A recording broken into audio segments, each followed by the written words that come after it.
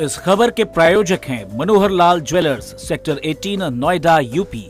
झारखंड की संघर्ष परंपरा के बट वृक्ष रहे दिसोम गुरु शिबू सोरेन का निधन हो गया है।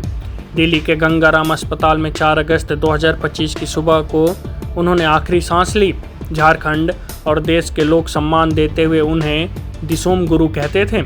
इसका अर्थ होता है राह दिखाने वाला अथवा पथ प्रदर्शक। झारखंड में यही उपाधि 81 वर्षीय शिबू सोरेन को मिली हुई थी। सोरेन आदिवासियों के सर्वमान्य नेता थे। 11 जनवरी 1944 को पैदा हुए सोरेन ने झारखंड में उल गुलान की वो आवाज बुलंद की थी जिसे धरती आबा पृथ्वी के पिता बिरसा मुंडा ने हुंकार दी थी। बिरसा मुंडा की क्रांति जहां अंग्रेजी सत्ता के खिलाफ थी, वहीं दिसोम गुरु का प्रतिरोध देश में मौजूद अंदर की व्यवस्था के खिलाफ थी।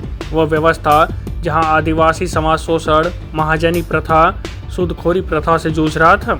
दिसोम गुरु शिबू सोरेन ने जब यह संघर्ष शुरू किया तो उन्हें झारखंड के जंगलों की खाक छाननी पड़ी। वे सालों झारखंड के जंगलों में भटकते फिरते रहे। पुलिस की गोलियां उनका पीछा करती रही। उन्होंने जंगलों में रात गुजारी। 1970 के दशक तक झारखंड के सामाजिक राजनीतिक नक्शे पर शिबू सोरेन का उदय हो चुका था। जवानी के तीसरे दशक से गुजर रहे गर्म खून वाले दिसोम गुरु शिबू सोरेन आदिवासियों के साथ अन्याय देखकर सुलग रहे थे और वो बागी हो रहे थे। इससे पहले एक घटना हुई जिसने शिबू सोरेन का राजनीतिक भाग्य तय कर दिया।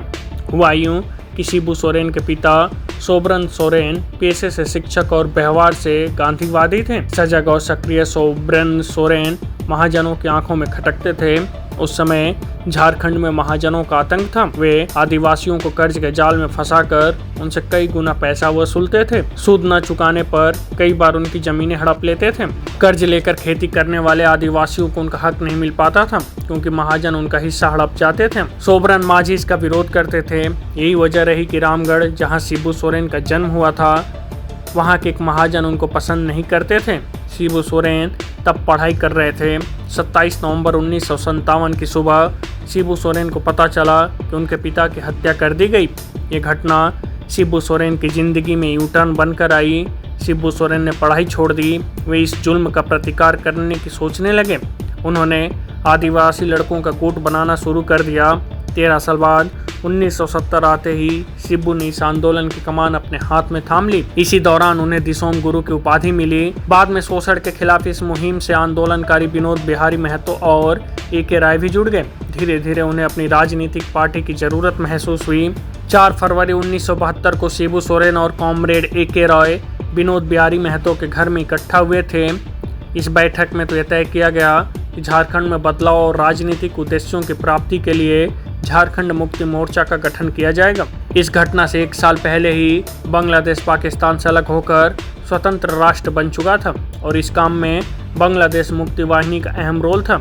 इसी मुक्ति शब्द से प्रभावित होकर अलग झारखंड के सपने को लेकर झारखंड मुक्ति मोर्चा की स्थापना की गई।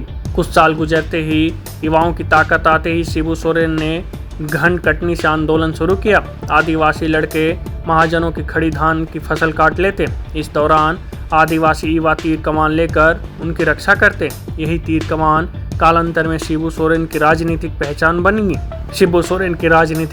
बन गई। धन कटनी आंदोलन ने शिबू सोरेन को पहचान दी। सालों से सताए आदिवासी को शिबू में अपना नायक दिखने लगा, जो उन्हें सूदखोरी से, महाजनी से, शोषण से आज़ादी दिला सकता था। शिबू सोरेन ने रामगढ़, गिरिडीह, बोकारो और हजारीबाग जैसे इलाकों में महाजनों के खिलाफ आंदोलन शुरू किया। उस दौरान जमींदार महाजन समुदाय के लोगों ने छल प्रपंच और जाली तरीकों से आदिवासियों की जमीन पर कब्जा कर रखा था। इससे इलाके में कानून व्यवस्था की स्थिति पैदा हो गई। टकराव में लोगों की मौत हुई। शिबू सोरेन छिपने के लिए पारसनाथ के घने जंगलों में चले गए और यहीं से आंदोलन चलाने लगे।